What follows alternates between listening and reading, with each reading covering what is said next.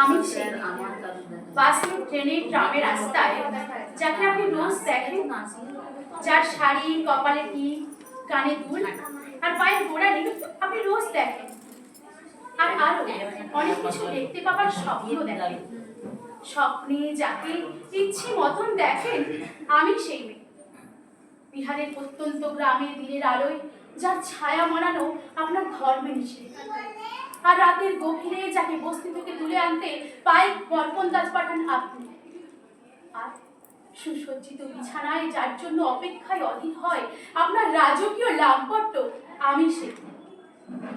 আমি সেই আসামের চা বাগানের ঝুপড়ে কামিনী বস্তি থেকে যাকে আপনি নিয়ে যেতে চান সাহেবি বাংলোয় মধ্যরাতে, ফায়ার প্লেসের ঝলসে ওঠা আলোয় মোদির চোখে দেখতে চান যার অনাবৃত শরীর, আমি সেই। আমি সেই রাজস্থানের শুকনো উঠোন থেকে বিপাশার জল আনতে যাকে আপনি পাঠিয়ে দেন 10 মাইল দূরে সরকারি দ্বারা, আর 20 মাইল হেঁটে ক্লান্ত বিধ্বস্ত যে রমণী ঘরা পাখি ঘরে ফিরলেই যাকে বসিয়ে দেন চুলার আগুনের সামনে আপনার রুটি বানাতে, আমি সেই।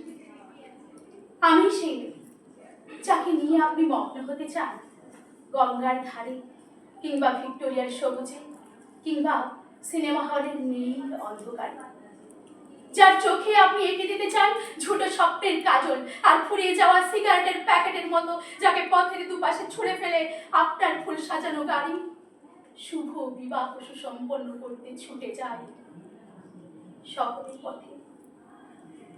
কোণে দেখা আলোর গধূলিতে একা দাঁড়িয়ে থাকা আমি সেই। আমি সেই এমনকি দেবতাও যাকে ক্ষমা করেন না, অহংকার আর শক্তির দম্ভে যার গর্ভে রেখে যান কুমারীর অপমান, আর চোখের জলে কুন্তি হয়ে নদীর জলে ভাসিয়ে দিতে হয় কর্ণ আত্মজকে। আমি সেই। আমি সেই সংসারের অসময় আমি বর্ষা, আমার ছাত্র পড়ানো টাকায় মায়ের ওষুধ কেনা হয়, আমার বাড়তি রোজগারে ভাইয়ের বই কেনা হয়, আমার সমস্ত শরীর প্রবল বৃষ্টিতে ভিজতে থাকে, কালো আকাশ মাথায় নিয়ে আমি ছাতা হয়ে থাকি, ছাতার নিচে সুখে বাঁচে সংসার। আপনি আপনি আপনারা আপনারা আমার জন্য অনেক করেছেন, সাহিত্যে, কাব্যে, শাস্ত্রে, লোকাচারে আমাকে মা বলে পুজো করেছেন, আবার প্রকৃতি বলে আদিক্ষেতাও করেছেন।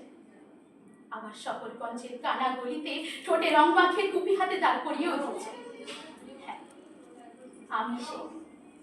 একদিন হয়তো একদিন হয়তো অন্য কোনো একদিন আমার সমস্ত মিথ্যে পোশাক ছুঁড়ে ফেলে দিয়ে আমি হয়ে উঠবো সেই অসামান্যা। খোলা চুল মেঘের মতো থাকবে আমার খোলা পিঠ, দু চোখে জ্বলে উঠবে ভীষণ আগুন, কপাল ঠিকরে বেরোবে ভয়ঙ্কর তেজ রশ্মি, হাতে ঝলসে উঠবে সেই খড়গ, দু পায়ের উপরে বেজে উঠবে রণদন্দবী, নৃশংস অট্টহাসিতে ভরে উঠবে আকাশ, দেবতারাও আতঙ্কে স্তব্ধ হয়ে বলতে থাকবে মহামেঘ প্রবঙ্গাঙ্কুরাং মুক্ত কেশিং চতুর্ভুজং কালিকাং দক্ষিণাং মুন্ডমালা বিভূষিতাং। বিভৎস দাবানলের মতো আমি এগোতে থাকবো, আর আমার এগিয়ে যাওয়া পথের দুপাশে মুন্ড বিমর্ষ অসংখ্য দেহ ছটফট করতে থাকবে। সভ্যতার দেহ, প্রগতির দেহ, উন্নতির দেহ, সমাজের দেহ। হয়তো আমি সেই মেয়ে, হয়তো বা। নমস্কার।